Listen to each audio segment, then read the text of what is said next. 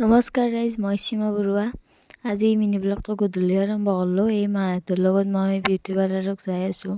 মাৰ বোলে অলপ থ্ৰেডিং কৰিব লগা আছে আৰু বাৰো থ্ৰেডিং কৰিব লগা আছে। সেই বিউটি পাৰ্লাৰত আহি পালোঁ।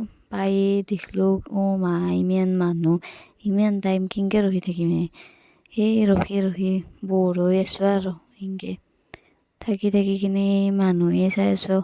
আগবাৰে কেমেৰাটো দেখি চাওঁ, আগবাৰ মানুহ দেখি চাওঁ, এনেকৈ থাকি আৰ বৰ হৈ কিনে বহি আছোঁ। তাক মানুহগিলাৰ আজিকালি ইমান চখ হৈছে বিউটি পাৰ্লাৰতে যাই থাকে, ফেচিয়েল কৰিব, থ্ৰেডিং কৰিব, খেলাই কৰি থাকে। আৰ কি কৰিব আৰ সেই মূৰে কপালে হাত দি কিনে বহি আছোঁ ইয়াতে।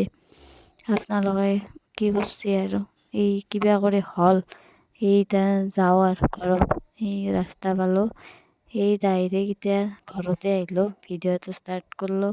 কৰি ময়ো কাপোৰ চেঞ্জ কৰি কিনে ফুল কেইটাপত আহিলোঁ। আহিয়ে ঘৰটো দেখিছে না, মায়েও নাছিল, ময়ো নাছিলোঁ, কোনো নাই কাৰণে।